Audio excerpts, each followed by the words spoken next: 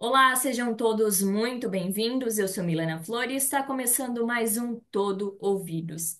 E eu tenho a honra de estar aqui com vocês que fizeram parte comigo deste ano que começou o Todo Ouvidos. Eu quero agradecer por todas as curtidas, comentários. Muito, muito obrigada. A todos que vocês compartilharam também, muito obrigada. Vocês fazem com que eu acredite em um jornalismo catalisador de boas mudanças. E se você quiser também contar a sua história, manda para mim um e-mail no milenatodoouvidos@gmail.com. Bom, a história de hoje eu converso com a Luciana, que vai contar um pouco da história dela e também da história da irmã dela, Karina, que foi vítima de suicídio, mas também vítima de outras questões de violências, principalmente violência doméstica. E a Karina sofreu muito ao longo da vida, mas a Luciana vai estar aqui explicando toda a situação que é bem complexa. Luciana, seja muito bem-vinda, muito obrigada por Obrigada. aceitar vir aqui contar essa história, porque eu sei que é muito difícil ainda para você, né?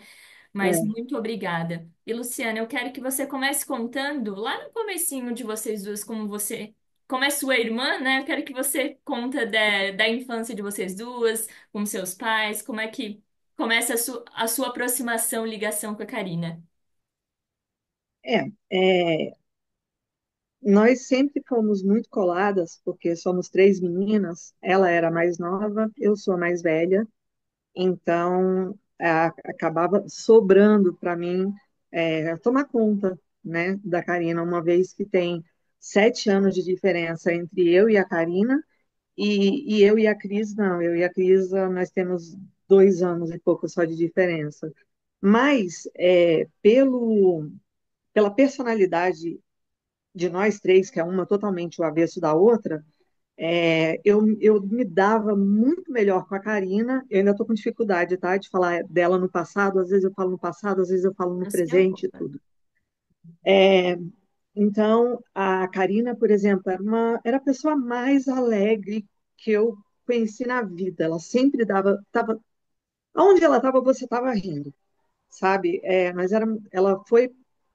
Ela fez uma grande besteira, ela pegou parte da herança dela e torrou tudo para resolver para ir para a Europa, morar lá por conta de um homem, um romance, né? Ela não era o tipo de pessoa que conseguia ficar sem namorado.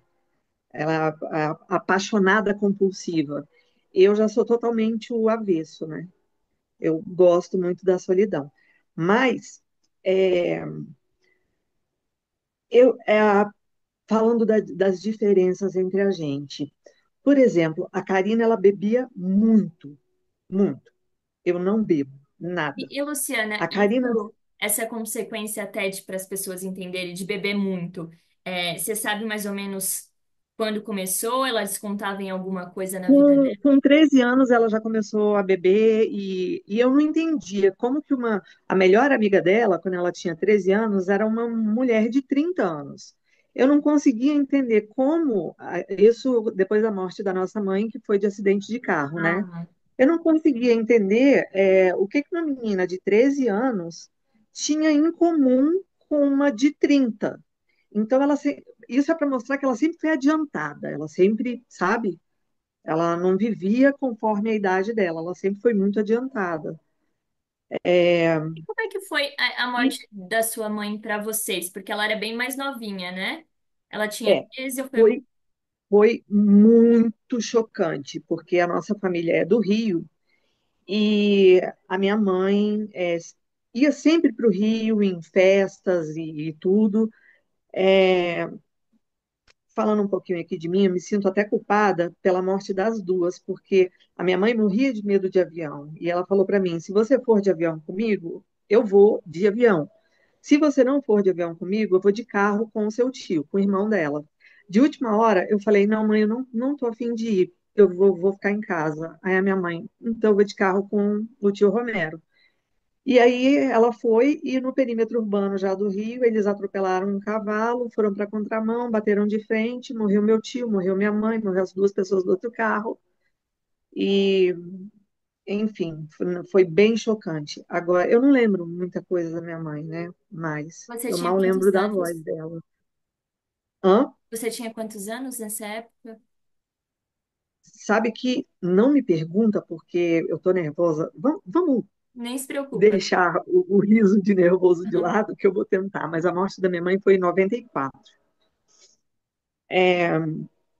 E aí, com a morte da minha mãe, veio essa história dela ter essas amizades, dela ir muito para a noitada. Ela sempre foi a preferida do meu pai. Então, meu pai era muito mais permissivo com ela do que comigo e com a Cris, né? Antes dela, inclusive, ela foi morar nos Estados Unidos para poder estudar e ela sequer pisou o pé no colégio, né? Nenhum dia de aula. Só foi para aprontar mesmo. O meu pai se cansou da fatura do cartão de crédito vir estupidamente alta. Do dia para a noite deu um ataque nele, ele cortou, ela ficou na rua, me ligou desesperada, fala, irmã, por favor, liga para o papai, manda me passar, mandar uma mensagem de volta, porque eu tô na rua. E aí eu conversei com ele, ele mandou a passagem de volta, ela voltou. Mas lá nos Estados Unidos, quando ela estava morando com esse tal de Randy, ela já aprendeu a criar o hábito de cheirar cocaína com ele, né? E aí, quando ela voltou, eu cansava de falar para o meu pai, pai, a Karina precisa de um psicólogo, a Karina precisa, a Karina tem problemas. Entrava por um ouvido e saía pelo outro. Ela nunca foi acompanhada, né? E aí, o amor da gente sempre foi assim, muito intenso em estar colada, e às vezes ela aprontava uma coisa muito feia e era muito intenso em a gente se separar também. Era realmente muito intenso. Tudo entre a gente era muito intenso. E quando foi 6 anos atrás, ela, como eu disse, ela vendeu uma casa que ela tinha na Praia da Farinha, e acho que em Recife, torrou o dinheiro dessa casa e largou os filhos no Brasil. O Arthur, que hoje tem 23 anos, mora com a minha filha, Jéssica, e, e a Maria Elis está morando com o pai em Recife. Ela deixou a Maria Elis aqui com 6 para 7 anos de idade. A Maria vai completar ano que vem 13 aninhos de idade, né? E aí se juntou com esse paquistanês, um muçulmano, que maltratava ela demais. Eu não sei se você vai querer mostrar as fotos ou não, mas ela chegou até a perder parte dessa vista aqui, porque ele batia nela como se estivesse batendo num homem mesmo, sabe? E moraram em vários países até irem parar na Espanha. Lá na Espanha, o vício veio com tudo em drogas, álcool, tudo. E eu acompanhava sempre à distância, porque dificilmente tinha um dia que a gente não falava. Muitas vezes a gente passava até 6 horas em chamada de vídeo, né? Um mês antes dela tirar a própria vida, eu cheguei a tomar 2 advertências no trabalho pelo fato dela estar sempre me ligando, me ligando, me ligando. Mas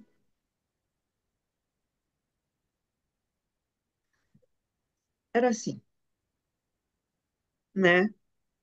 É, se ela não tivesse tirado a vida dela, ela estaria aqui nessa casa comigo, morando juntas, e nós tínhamos planos.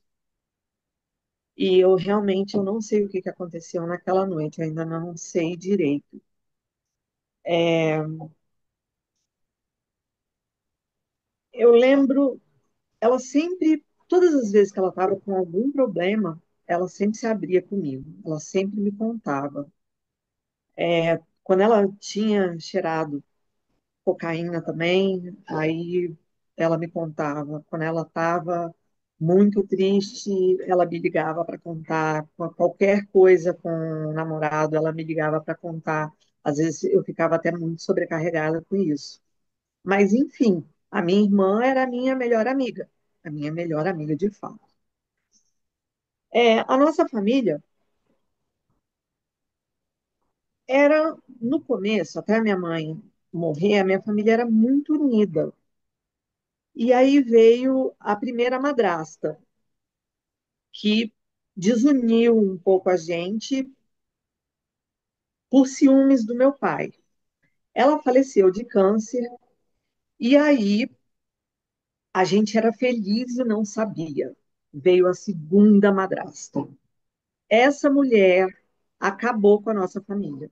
Ela, ela fez todo mundo brigar com todo mundo. Tem uns 3 anos que eu não vejo meu pai.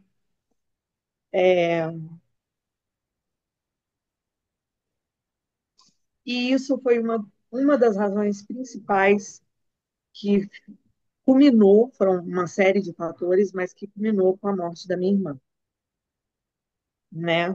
Ah, naquela noite,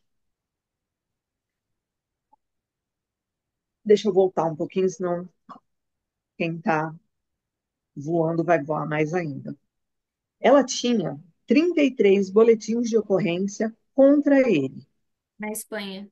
Ele passou 2 meses preso, mas ela era tão apaixonada por esse cara que ela pagou advogado para ele.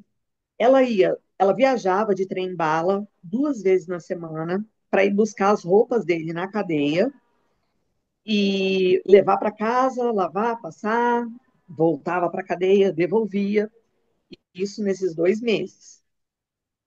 E quando ela faleceu, tinha só 4 dias que ele tinha saído da cadeia. E uma coisa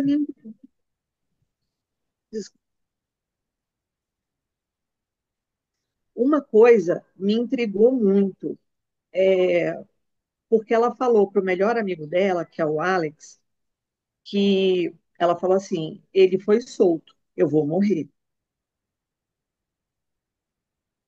E aí, naquela noite, né, passaram-se os 4 dias, ele saiu. Eu cheguei muito, muito cansada do trabalho.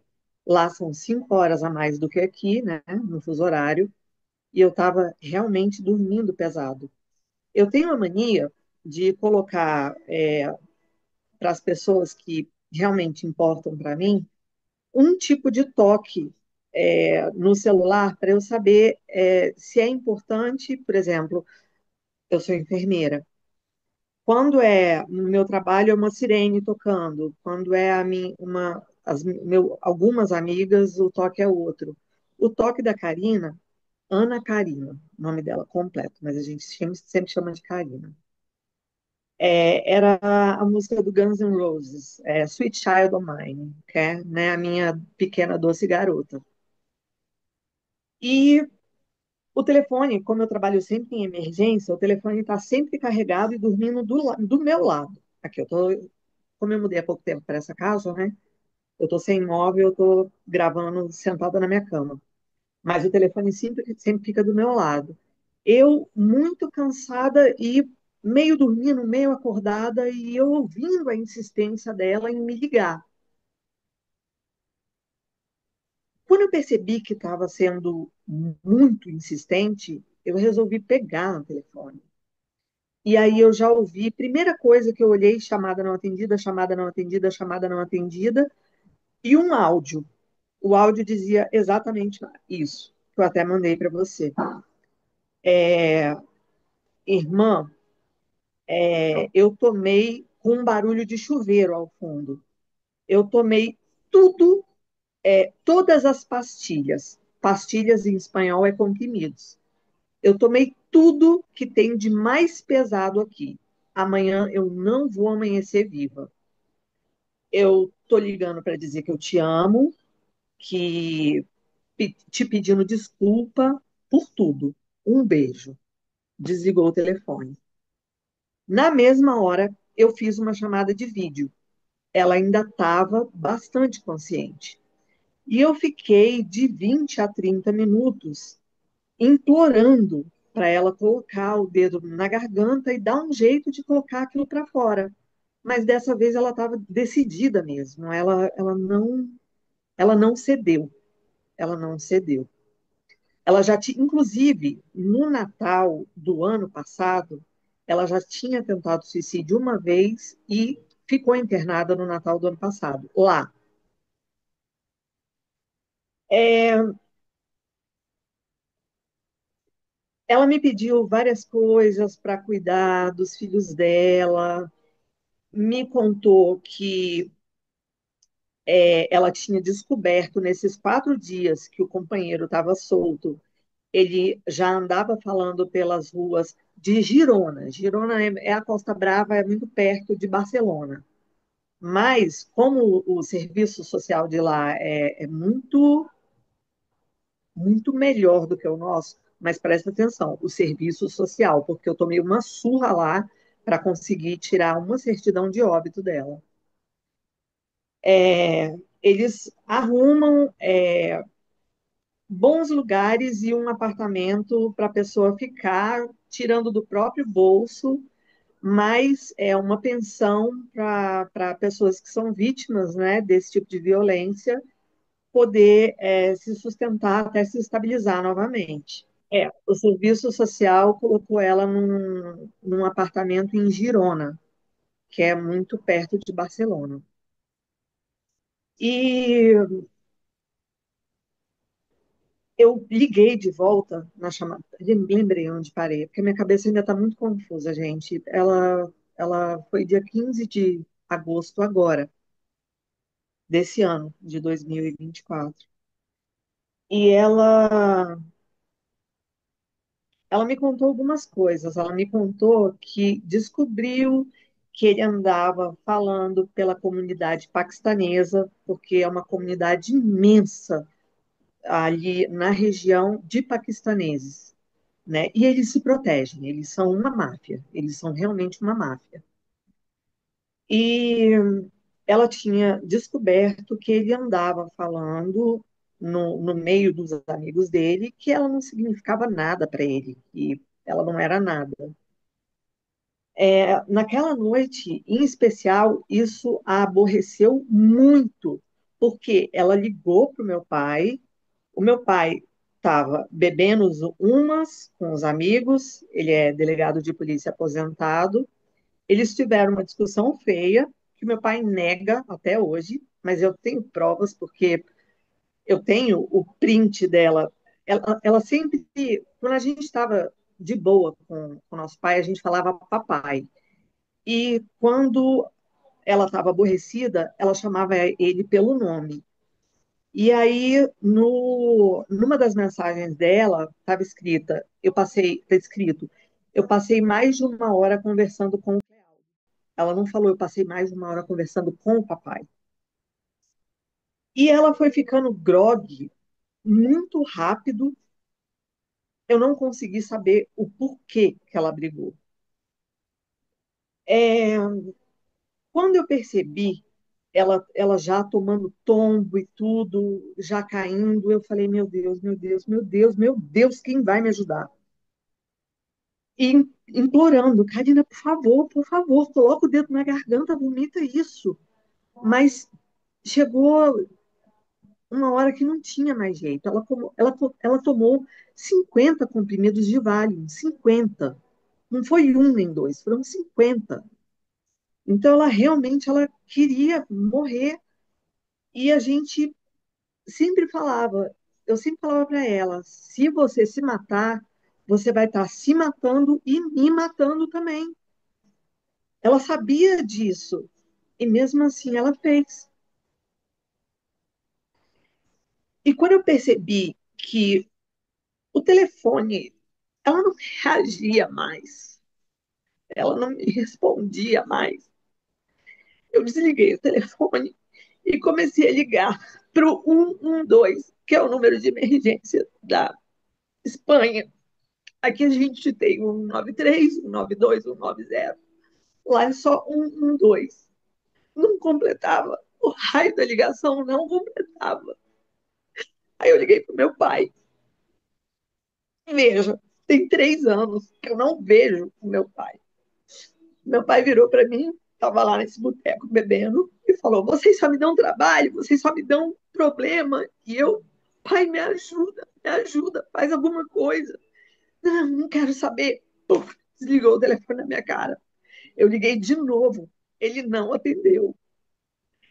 Eu acho que eu entrei num frenesi, num estado de pânico tão grande que eu acabei dormindo.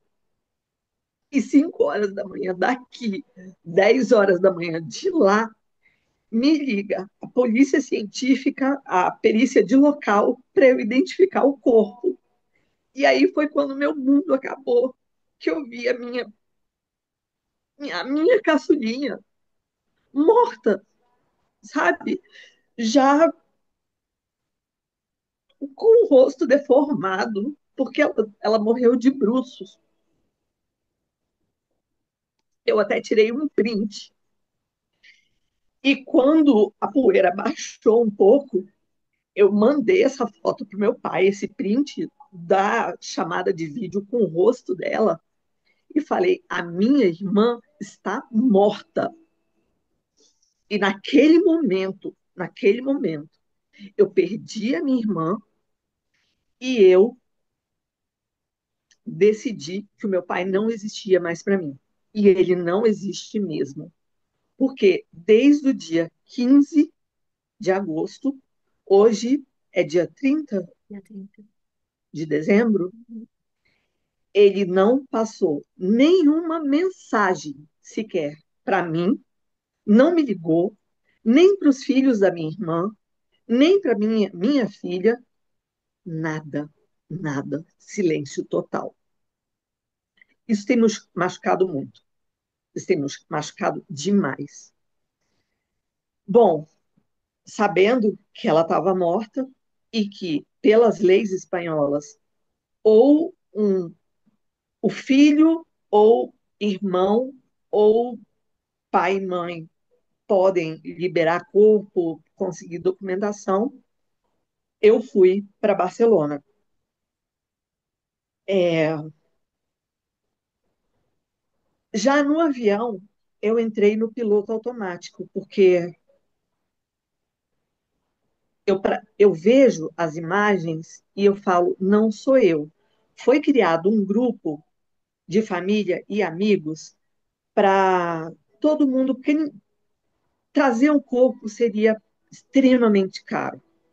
Nós não somos uma família que você pode dizer extremamente humilde, mas seria extremamente caro. E o meu sobrinho Arthur também me deixou uma carta expressa, carta mesmo, escrita à mão, dizendo que ele queria que a mãe fosse cremada e as cinzas dela espalhadas no mar, no rio, aonde ela gostava, os lugares que ela mais gostava.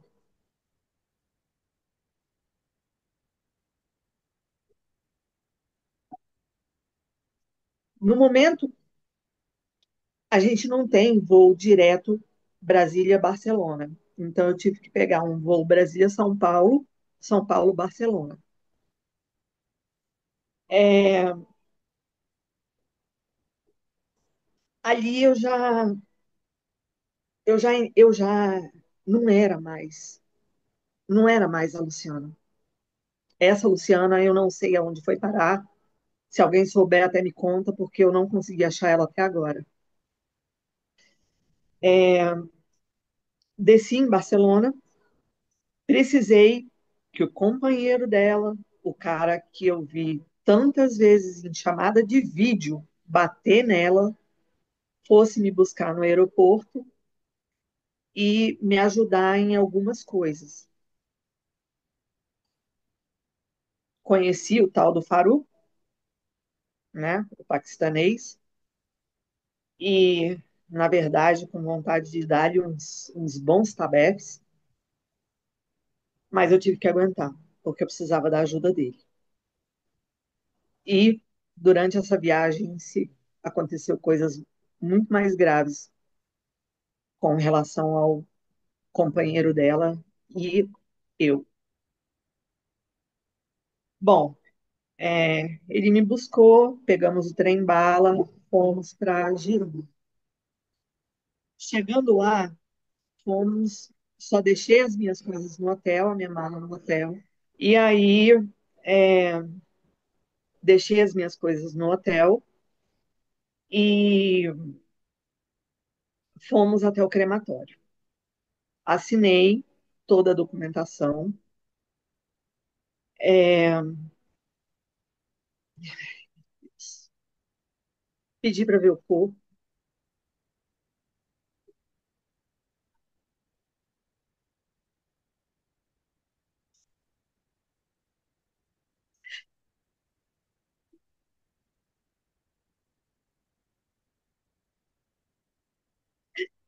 Ela estava com uma pulseirinha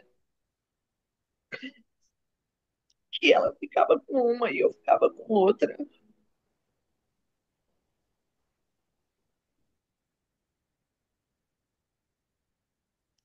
Pegamos um táxi. Eu fui descansar um pouco no hotel. E aí, no dia seguinte, eu precisei ir para casa deles, na Espanha. É muito comum, num único apartamento, morarem várias famílias. Eles dividem o banheiro, dividem a cozinha, mas cada família fica dentro de um quarto. Quando eu fui lá, eu falei, eu pensei comigo, quando eu abri o armário e falei, gente, minha irmã só tem essas pecinhas de roupa, ela só tem esses sapatos, ela vive dentro de um quarto. Que diabos ela tá fazendo aqui? Ela tinha um vidão em Brasília, sabe?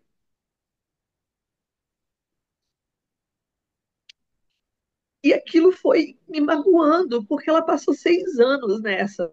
6 anos nessa. Ela tinha uns 3 pares de sapato, talvez umas 15 ou 20 peças de roupa, algumas maquiagens. Foi a segunda punhalada. O Farouk, pelas leis, pelas as crenças, a irmã é como se fosse a extensão da mulher dele. Então não foi rápido, não foi assim que eu consegui, por mais, desculpa a modéstia, mas por mais esperta que eu seja, o que me levou a ser esperta com os homens, eu vou até deixar claro, é porque eu treino jiu-jitsu desde 1999, eu sou faixa preta de jiu-jitsu, e eu estou muito acostumada a lidar com os homens, eu sei lidar com os homens, eu sei me impor, eu sei falar não. E sei me defender, obviamente, também. Né? Já fui campeã de vários torneios. E aí, é, ele foi me dando as coisas picadas. Primeiro, vamos escolher a roupa, que ela pode ser cremada. E nesse ponto, aconteceu, eu sou muito. Nós não fomos criadas dentro de igreja. Eu nem sei te falar que religião eu sou. Eu só sei que eu sou cristã. Mas diante de tudo que aconteceu, eu ando meio de mal com o cara lá de cima e eu sei que eu tenho que fazer as pazes e eu juro que eu estou tentando, porque não foi justo. A vida, o fim dela não foi justo, nem com ela e nem com a gente. Não falo nem comigo, mas com a gente. É,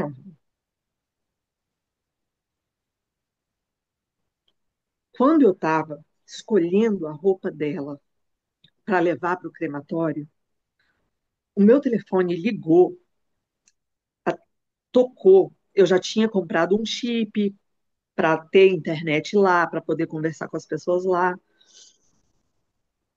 para não ficar pagando roaming, né? Um absurdo. E essa mulher me ligou. Ela já mora há muitos anos, não conheço, não sei quem é. Se chama Joana. parecia que ela estava ao meu lado, porque eu colocava a mão numa camisa preta, ela não estava vendo, eu nunca tinha falado com aquela mulher, eu nunca tinha trocado uma palavra com aquela mulher. Não, essa camisa preta não. Ela não quer ser essa, ela não quer a cor preta. Aí eu colocava a mão, isso, essa aí, a rosa. Ela sem ver nada. Vamos para calça. Peguei uma calça, não, essa calça tá com o botão quebrado. E eu já sou que nem São Tomé, pago para acreditar. Fui lá, o zíper quebrado. Coloquei a mão na listrada, branca listrada. É essa aí, é a branca listrada.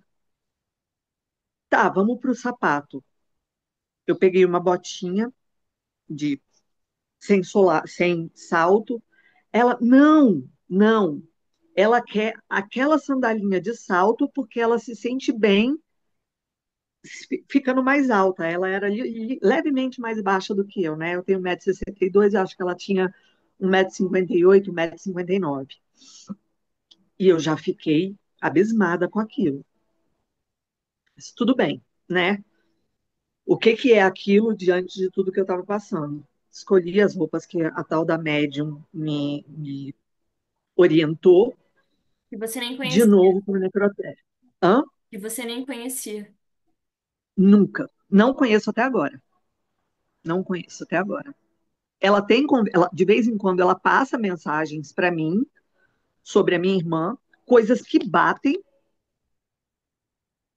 e é como eu te falei, né? Eu lido muito com homem, então eu sinto desconfiada. Uhum, E filha de delegado, uhum, delegado de polícia, criado no meio da polícia, uhum. desconfiada 3 vezes mais.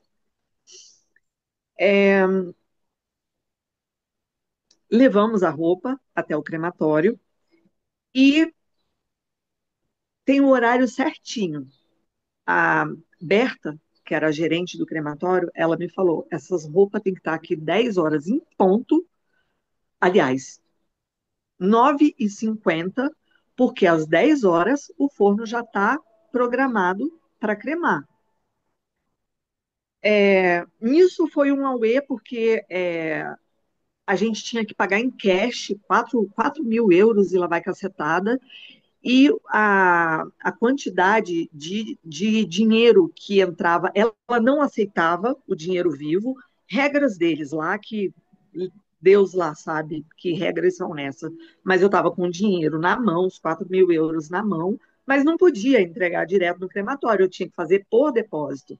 E o valor máximo para cada máquina era 900 euros.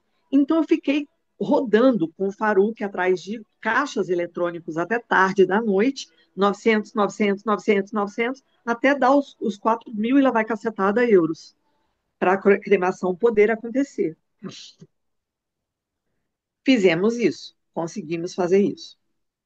É, o corpo dela foi cremado. Fizemos, como eu falei, um grupo, né, para todos os amigos e os familiares presenciarem, eu filmar e mandar as imagens, né, os vídeos e as fotos de tudo que estava acontecendo para a família e os amigos dela, porque era uma pessoa que tinha muitos amigos, muitos amigos. Era uma pessoa muito especial. Apesar do problema com as drogas e com o álcool, era a pessoa mais especial do mundo. E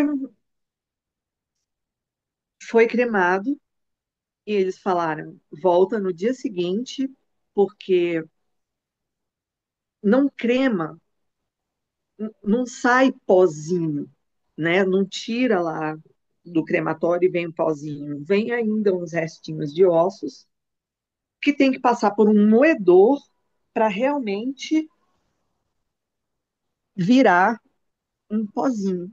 Tá aqui, eu trouxe um pouquinho dela comigo. Trouxe para o filho dela também, trouxe para minha filha, que amava ela de paixão. e essa pedra aqui, que uma fica comigo e a outra fica junto com no caixão crematório, para quando eu for tirar as cinzas, o número tem que bater. Esse número aqui com o número daquelas cinzas lá, né? São as duas coisas que eu tenho da minha irmã. E aí, voltamos, e eu, Faruk, agora eu preciso do passaporte dela, eu preciso dos documentos dela. E esse cara, esse pilantra, para não falar coisa pior, ele ficava tentando me seduzir e ter relações sexuais comigo Deus, na cama que a minha irmã morreu. meu Deus do Eu céu. mal conseguia entrar naquele quarto Meu e Deus. ele ficava forçando a barra. Eu pensava comigo, Karina, mãe, me ajuda, porque eu vou matar esse cara. Eu vou matar esse cara. Tô separando, vendo as maquiagens dela, tudo que ia para Maria Elis, tudo que ia para o Arthur, tudo que a gente ia, as pouquinhas roupas dela que a gente ia doar, as máquinas de tosa dela, que eram muito caras, ela era tosadora de cães. E eu senti uma mão mais forte. Na mesma hora, eu já esperava. Quando eu virei as costas para ele, eu já esperava uma atitude desse jeito. Quando ele colocou a mão no meu ombro, tipo, vem cá, não adianta desistir, imediatamente eu torci que ele teve uma fratura no pulso e o dedinho mindinho dele saiu do lugar. Eu falei, agora lascou, né? Lascou, Luciana, mais uma besteira que você faz. Porque agora você vai presa aqui em Girona, porque a polícia não é fácil. Como ele é ilegal, graças a Deus, não rolou nada de polícia, não teve nada demais. Né? Ficou de boa, Na ele verdade, começou. quem teria que ir preso é ele, né? Por tentar alguma coisa com. Exatamente, exatamente, Entendi. exatamente.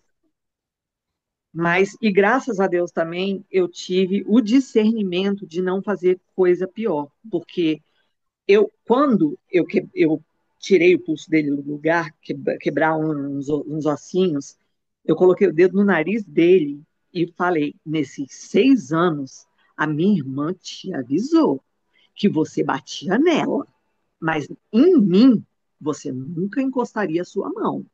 Não foi por falta de aviso. Então você fique esperto, porque da próxima vez até o dia de eu pisar o pé fora desse país, se você vier de gracinha para cima de mim, dois enterros. Vão ser duas pessoas mortas aqui, você e ela. E acho que ele entendeu o recado, porque passou a maneirar. É, foi cremado. No dia seguinte, voltamos lá, buscamos as cinzas, e daí eu já não precisava mais do Faruk para me guiar em Girona nem em Barcelona, eu já sabia andar sozinha lá. Me perdi algumas vezes no Google Maps, mas conseguia me virar, então, show. Volta para o mar, o Ferenda, some. Mas foi tão pesado ficar andando com as cinzas dela e jogando no mar, jogando no rio, que ela tomava banho direto com a cachorra, que eu acabei adoecendo.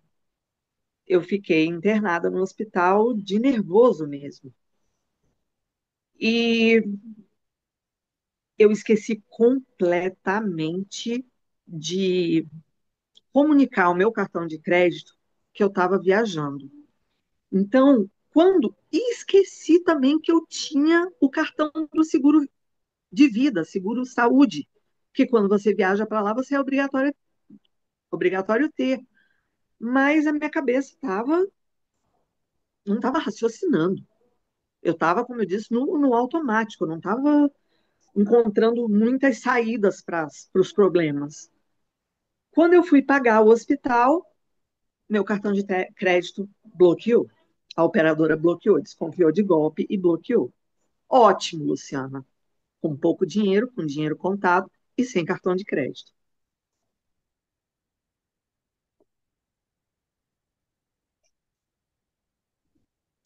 Vamos atrás das documentações da minha irmã.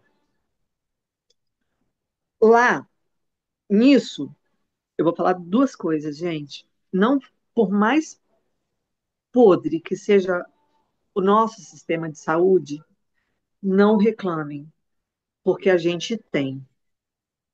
Lá, se você precisar e não tiver como pegar, como pagar, você vai para o meio da rua. Eles te deixam morrer na porta da emergência do hospital. É,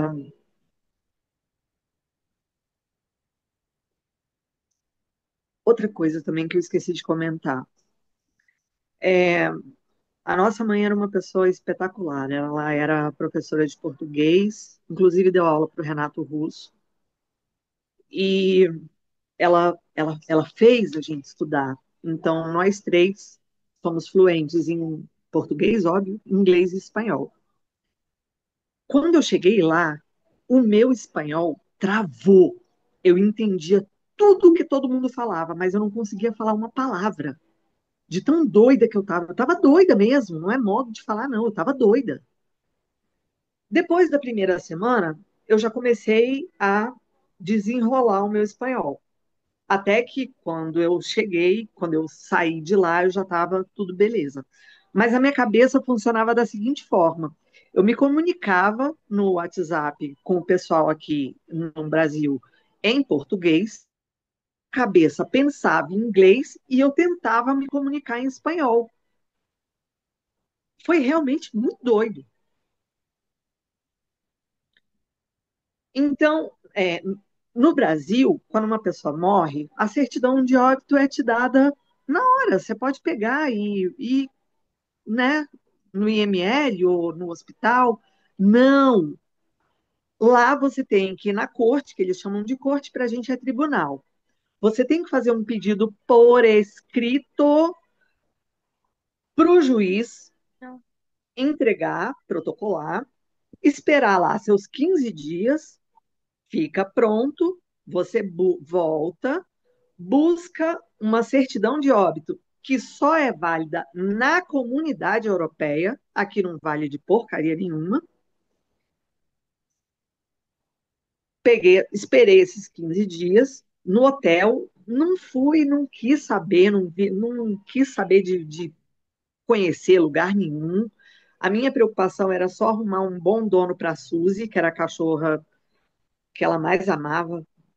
Ela toda preta, a cachorra, ela pintava as unhas da cachorra, a grande parceira da vida dela lá realmente foi a Suzy. E é,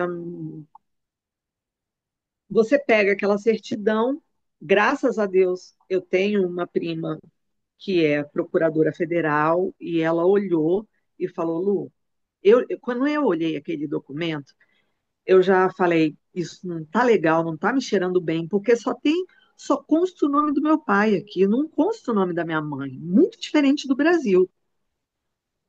Mandei esse documento para minha prima, aí a minha prima, Lu, é errado. Pode ligar para o consulado, pode ir no consulado, isso está errado. Isso vai dar problema com herança que a gente tem para receber de avó materna esse ano, né? Já era para ter saído, inclusive não saiu pelo fato da morte da minha irmã, atrasou um pouco. É, então eu peguei aquele papel, precisei apostilar num cartório, pagar o equivalente a quase R$ 1.000 para obter a certidão de óbito válida no Brasil. Essa espera quase 15 dias depois. Foi quando eu adoeci mesmo, porque eu deixei uma procuração para o Alex, que era o melhor amigo dela. Bom, nesse ponto eu já estava totalmente afastada do Faruk, né? Eu já não precisava do Faruk para nada. Mesmo ele me passando mensagem, tá, silenciei as mensagens dele e dei linha na pipa. o Alex começou a me ajudar com a resolver as coisas. É uma lei estranha deles, né? Eu tive até que ir na biblioteca devolver os livros que ela tinha pegado para ler, porque se você não resolve todas as pendências lá, uma hora, um tempo depois, não sei quanto tempo, a continha chega aqui no Brasil para você. E aí eu fui para o hospital e perdi o raio do voo. Perdi o voo pela Latam. Só tem voo Barcelona, São Paulo, Barcelona, de segunda a sexta. Eu perdi o último voo de sexta-feira. Então eu só iria. Ah, outra coisa, o guichê da Latam baixa as portas e só fica aberto quando tem voo. Então eu falei, caraca, o que que eu vou fazer da minha vida? Comecei, primeiro passei uma mensagem para minha madrasta, né, para minha querida madrasta, que lascou com a vida de nós todas, e falei, fulana, eu tô doente e eu vou dormir, me ajuda, eu não tenho dinheiro completo da passagem. Seu pai mandou dizer que não vai dar um centavo para você se virar. Beleza. Fiz um grupo com os meus amigos. Os meus amigos começaram a depositar dinheiro, depositar dinheiro, depositar dinheiro, depositar dinheiro. Deu o valor da passagem, mas isso levaram dias, né? Eu dormi uma noite no aeroporto, no outro dia o Alex foi me buscar, eu fiquei uma semana quase na casa do Alex, e da Cristina, que são os irmãos, a gente se fala até quase todos os dias, inclusive, esperando juntar o montante para pagar a passagem de volta, uma vez que eu não tinha mais família para contar. Meu pai foi muito desumano nisso. Meu pai foi muito desumano. Foi a segunda vez que eu matei ele na vida. Matei, desculpa, gente. Eliminei ele da minha vida. É, e essa semana que eu fiquei na casa do Alex, porque eu já não tinha dinheiro para pagar o hotel mais. É, eu comecei, ele fazia, não, você tem que sair de casa, você tem que comer, você tem que comer. Eu perdi nada mais, nada menos que 10 quilos em pouco mais de uma semana. E toda vez que ele me levava, sua irmã adorava sentar nesse lugar aqui e comer. A gente sentava lá e eu me debulhava em lágrimas. E aí vinha uma pessoa e falava: Ó, essa aqui é a irmã da Karina e tal, a Karina que faleceu e tal. Eu não sabia que ela era tão querida. Eu achava que ela era querida só para mim, sabe?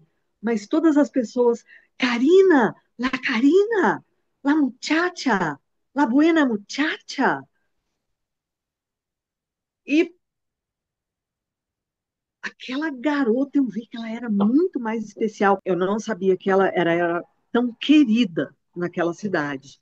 Aonde ela parava, ela fazia amizades, todo mundo conhecia ela. E aí foi-se essa semana, né? Aproveitei, resolvi, fechei a conta bancária dela, fechei o plano de saúde dela, resolvi todas as pendências que tinha. Fiquei um pouco lá na casa do Alex, né, e da Cristina, recebi muito apoio, eles conseguiram fazer com que eu me alimentasse, porque eu tenho muito disso, né? É, quando eu estou passando por uma coisa muito difícil, a maioria das pessoas desconta na comida. Eu não, eu paro de comer completamente. E graças a Deus, eu tive esse apoio dessas duas pessoas que foram muito especiais na vida dela e foram muito importantes para eu cumprir a missão que eu fui fazer lá. Bom, é, chegou o dia, o montante da passagem, compramos a passagem e o meu medo era tão grande, eu estava tão traumatizada de Espanha, Girona, cinzas, é, sei lá, estava tão cansada de tudo, que eu só queria voltar para minha casa, para os meus cachorros e com tudo resolvido. Que eu fui um dia antes para o aeroporto. Eu dormi lá de novo, com medo de perder o voo, com medo de alguma coisa dar errado. Porque até meu professor de veterinária, é porque eu tenho duas graduações, gente. Eu fiz primeiro medicina veterinária e depois enfermagem. Então, quando eu estou falando que é o meu professor de veterinária, é porque ele estava até aqui comigo uns 2 dias atrás. É, por que que eu estou falando em veterinária agora, me lembro? Eu tô doida ainda, Você viu? voltou A para Luciana casa, ainda não tava com voltou aqui para mim. saudade dos seus cachorros? É, eu só queria voltar para cá e chegou o dia, né? Eu dormi no hospital com medo, no hospital, no aeroporto, com medo de perder o voo. O Alex dormiu comigo, porque ele falou: você não vai dormir aqui no aeroporto sozinha, vou dormir com você. E, e outra coisa, outra dificuldade também, o inglês, o espanhol de Girona, o espanhol de Barcelona é o espanhol da Catalunha. Eles falam muito apressadamente. Então, mais uma barreira que eu tive. E consegui pegar o voo de volta.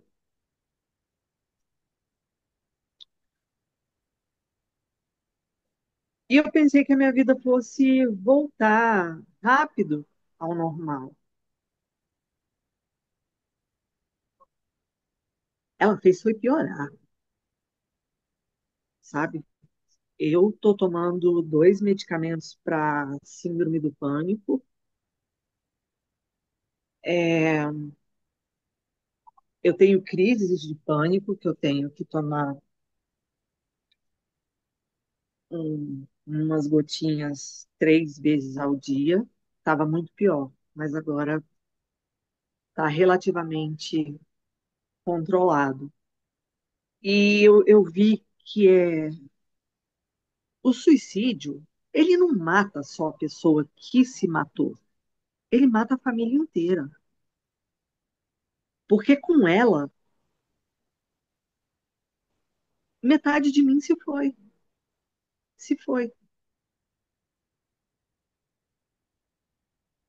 Eu, eu não consigo comer direito. Há 15 dias atrás, eu tive uma crise de pânico, eu não consegui findar o meu plantão e eu fui dispensada. Os meus horários estão totalmente trocados. Às vezes eu durmo por dias e às vezes eu fico acordada por dias. E já se foram 4 meses. Quando que eu vou melhorar?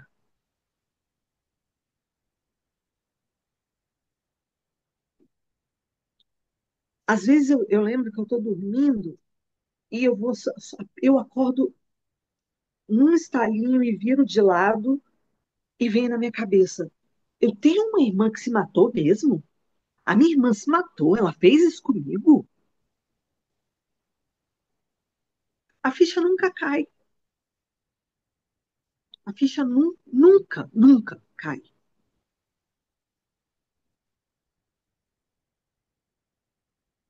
Você fez muita coisa sozinha, né, Luciana? É, é. Praticamente, né? Tudo, tudo. Resolvi tudo sozinha. Uma irmã estava, a do meio, estava saindo de viagem para o Rio Grande do Sul e se negou a ir. resolver o problema.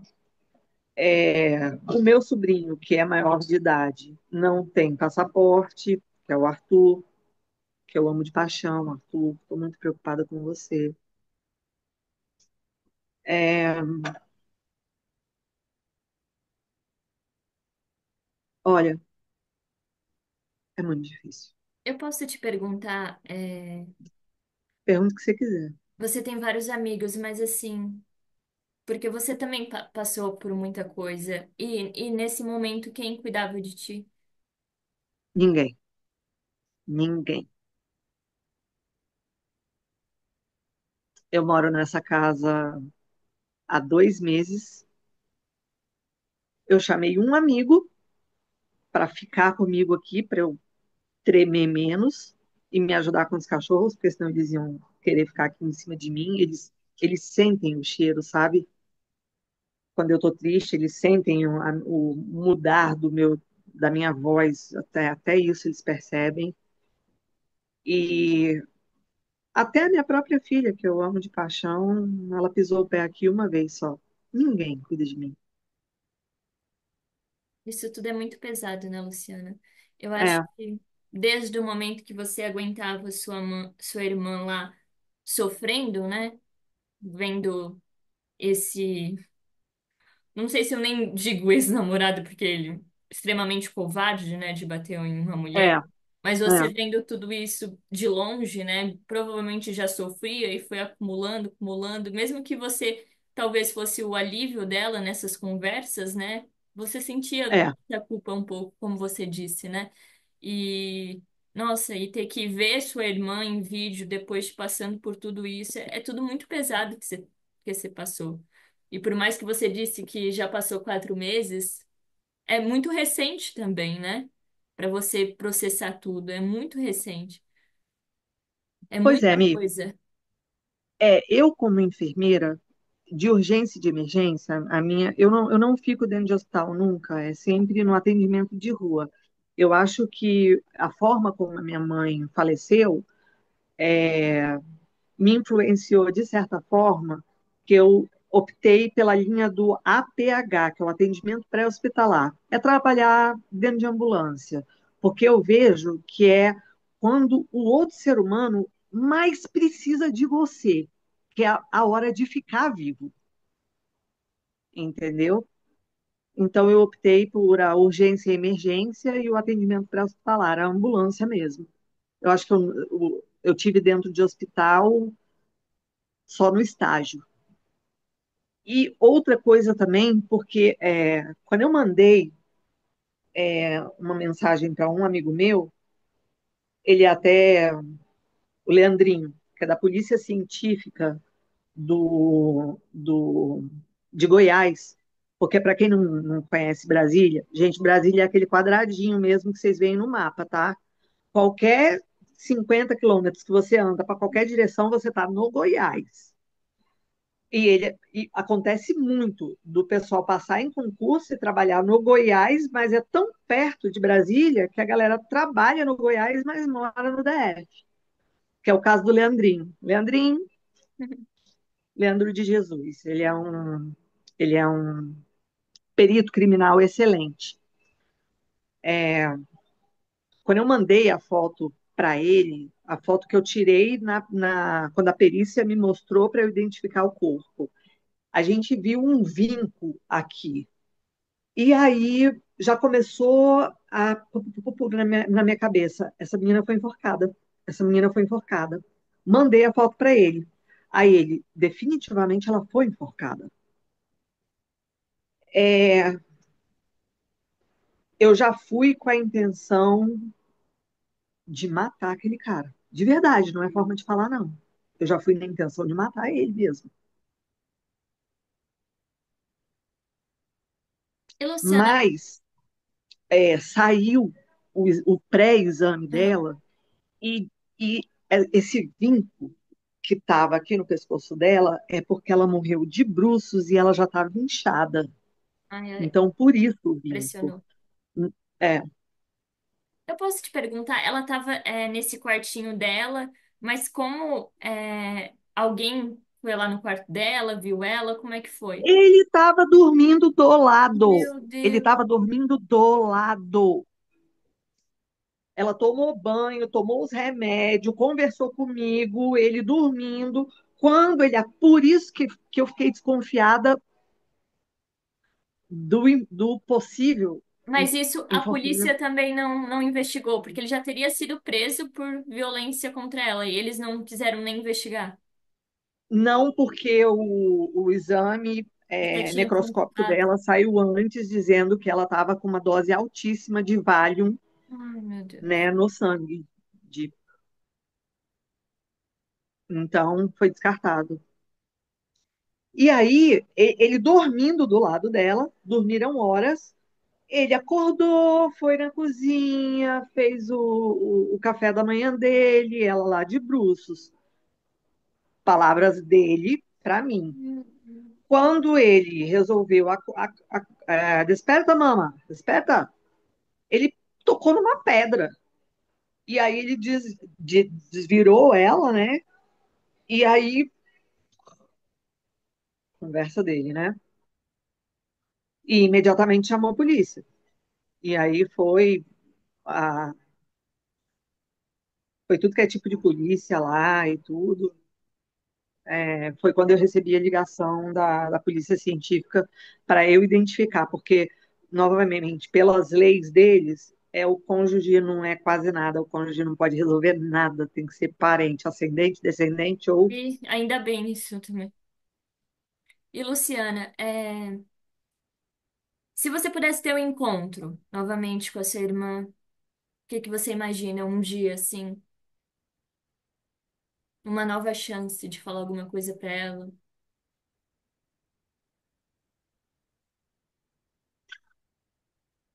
Posso dar a resposta verdadeira. Pode. Irmã, me ajuda a ficar aqui. Não deixa eu me matar também, porque eu não tô aguentando saudade. E os remédios não estão fazendo muito efeito, nem a terapia. E eu sinto falta toda noite de você me enfeitiçando para falar besteira e me fazer.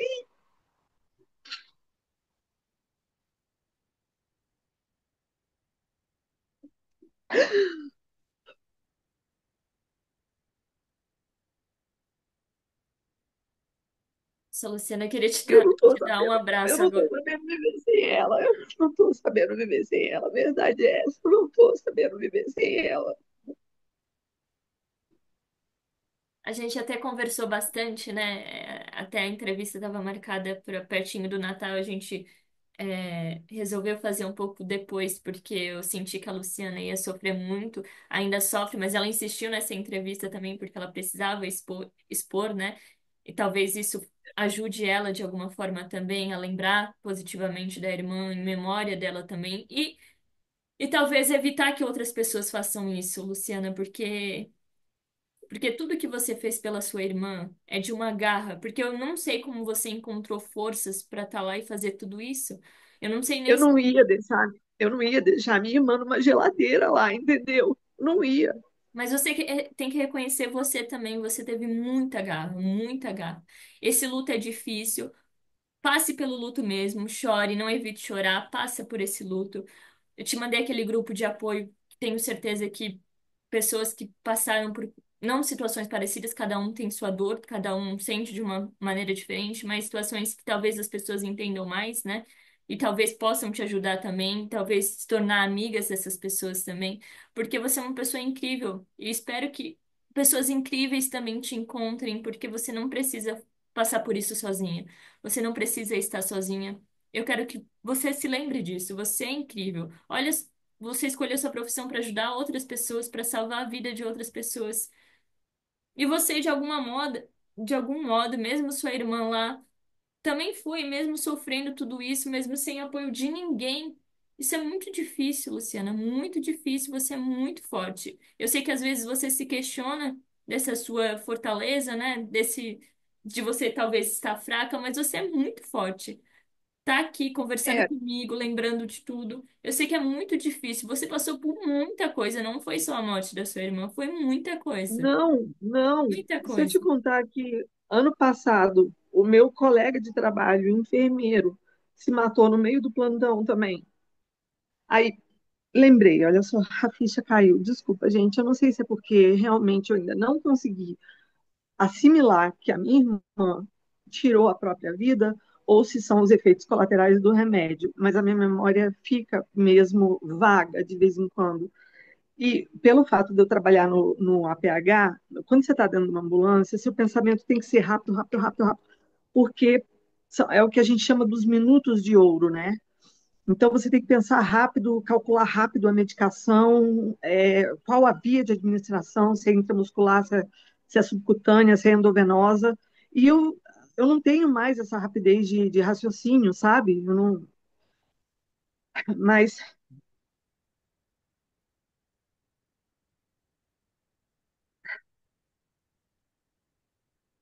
bom, o meu parceiro, enfermeiro, Alessandro Moraes, também se matou. E eu estava falando do Leandrinho também, que é o perito criminal. Aí ele falou, mas você, o Suí, desse jeito, Uhum. não me ofendeu, não. Uhum. Mas depois eu parei para pensar, ele falou, o suicídio te persegue, hein? Porque eu não sei se eu te contei que o namorado da minha filha Você tentou comentou. se matar 2 ou 3 dias, poucos dias antes do Natal. Ele tentou se enforcar. Então, eu falei, cara, que mundo é esse? Para que eu quero descer, todo mundo resolveu se matar.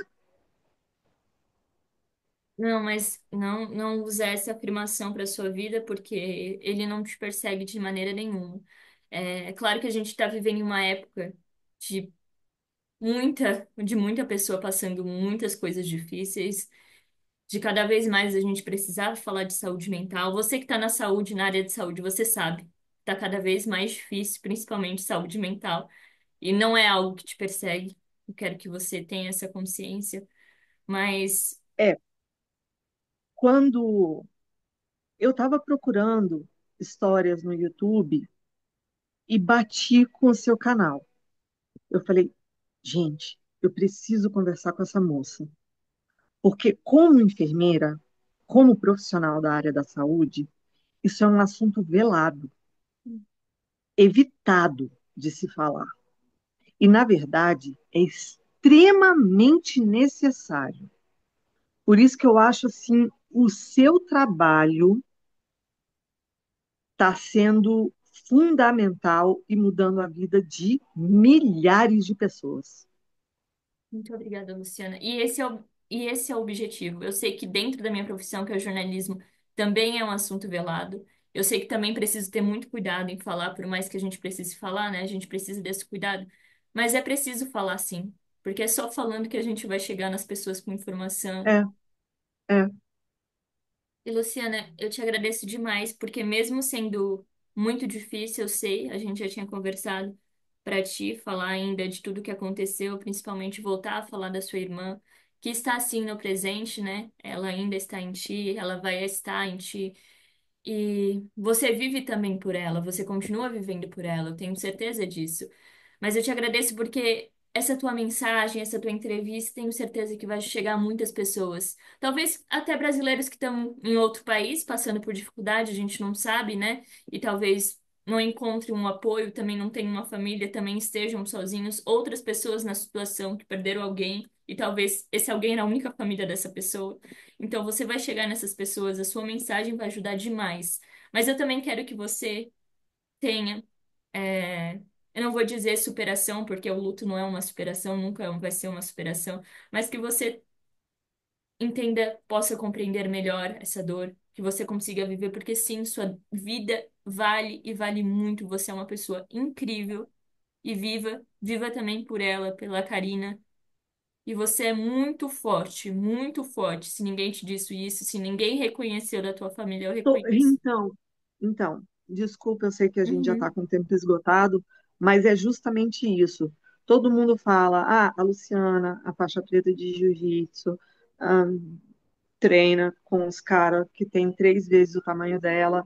As pessoas, acho que se me confundem com a Mulher Maravilha, porque eu percebi que só pessoas me chamam quando estão precisando de um apoio, quando está passando mal, ou na veterinária ou na enfermagem mesmo, mas ninguém faz. Você está legal? Você está precisando de alguma coisa? E eu preciso. E você faz isso com muita gente, né? Porque é perceptível. Você é incrível, Luciana. E como eu te disse, ainda bem que você também já está em tratamento, né? Isso é muito importante, tratamento profissional. Aquele grupo vai te ajudar muito, grupo de apoio, de enlutados, né? De pessoas que perderam entes queridos, porque são pessoas que dividem suas experiências, né? E vai ser mais fácil de entender, né? Um ao outro. Que eu tenho, às vezes, eu tenho Uhum. medo de sair da porta do quarto aqui para ir aqui na cozinha beber água. Eu tenho medo. Eu tenho medo, às vezes, de levantar da cama. Não é o tempo inteiro, mas eu tenho medo de muitas coisas e eu nunca tive medo de nada. Uhum. Então, são muitas sensações estranhas para mim. Por isso que eu te falei, eu não achei ainda a outra Luciana. Eu quero ela. Eu quero a minha vida de novo. E está demorando para chegar. É claro que essa Luciana, talvez a Luciana de antes, talvez não exista mais, porque a Luciana já passou por tanta coisa, mas pode vir uma Luciana talvez muito melhor, com experiências que ela passou. E essa Luciana vem com o tempo. Você tem que entender se é um processo. Vai demorar um pouquinho, e é um dia após o outro. Um dia após o outro. Mas não busca a Luciana de antes, busca a Luciana lá do futuro que vai vir cada vez melhor. Porque você passou por muita coisa, não tem como você apagar tudo da mente, porque você não vai conseguir. Passou por muita coisa. E você está fazendo tudo que você passou, tá, de certa maneira, ajudando outras pessoas. Ainda está na sua profissão. E olha quanto difícil é, né? Ainda continuar. Mas você está É, ali. E talvez esse propósito seu é o que vai te ajudar a encontrar essa nova Luciana. Essa nova Luciana que está vindo. Mas é com o tempo. Você tem que respeitar esse tempo. Porque se não respeitar, vai vir novamente a síndrome de pânico, a ansiedade, vai vir tudo ao mesmo tempo. E Luciana, para finalizar, vou pedir para você deixar um recado para as pessoas que vão assistir essa tua entrevista. tá. É, quando você pensar que está tudo muito ruim, que não tem solução o seu problema, tenta mais um pouquinho, mas não desiste, não. Tenta só mais um pouquinho. Só não desiste, porque você não vai estar acabando só com a sua vida. Você vai estar acabando com muita gente ao seu redor e acabando de verdade. Luciana, Então, seja forte. vou te falar também, não desiste. E estou torcendo por você, como eu te disse. E muito, muito obrigada por esse tempo, viu?